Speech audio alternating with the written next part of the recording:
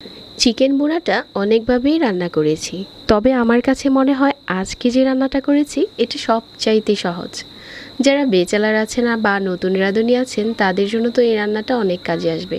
এতটা সহজে আজকের এই চিকেন ভুনাটা করা যায়, রেসিপিটা একটু মনোযোগ দিয়ে দেখলে যে কেউ রান্না করতে পারেন।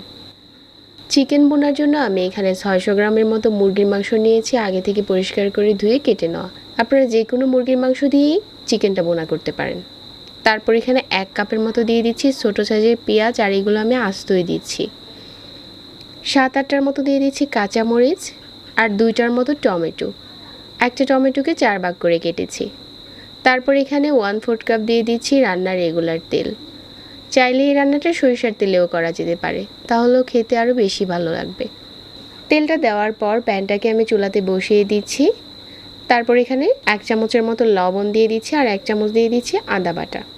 এই আদা আর লবণটা ভালো করে মাংসের সাথে নেড়ে চেড়ে মিশিয়ে নিচ্ছি। মিশিয়ে নেওয়া হয়ে গেলে কিছুক্ষণ ভেজে নেব। এ সময় চুলার আঁচ মাঝারি রেখে ভালো করে মুরগির মাংসগুলোকে ভেজে নিতে হবে, যাতে কালারটা একদম লাল লাল হয়ে আসে। তারপর দেখা যাবে যে কিছুক্ষণ পর পানি উঠতে শুরু করেছে। ওই পর্যায়ে চুলার আঁচ বাড়িয়ে ভালো করে ভেজে নিয়েছি। আর এখন এই মুরগির মাংসগুলো ভাজা হয়ে গেছে।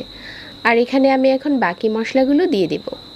1 চামচ দিয়ে দিচ্ছি রসুন বাটা, আরও 1 চামচ দিয়ে দিলাম আদা বাটা।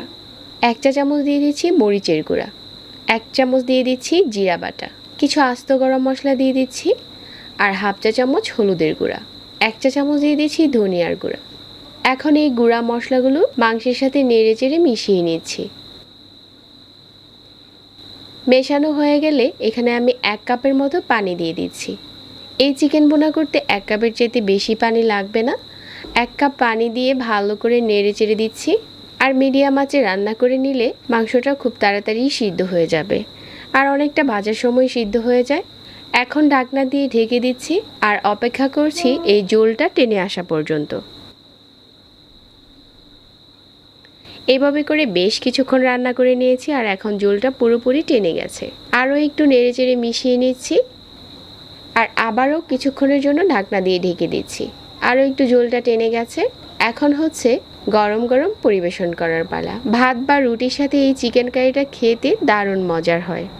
আবার চাইলে খিচুড়ির সাথেও পরিবেশন করা যাবে। আজকের এই চিকেন কারিটা একদম সহজে শেয়ার করেছি। আশা করছি সবার ভালো লেগেছে। বাসায় রান্না করে আমার পেজে কমেন্ট করবেন। এরকম আরও সহজ রেসিপি পেতে চাইলে পেজে লাইক আর চ্যানেল সাবস্ক্রাইব করে রাখবেন। সবাইকে ধন্যবাদ জানিয়ে আজকে এখানেই বিদায় নিচ্ছি। আল্লাহ হাফেজ।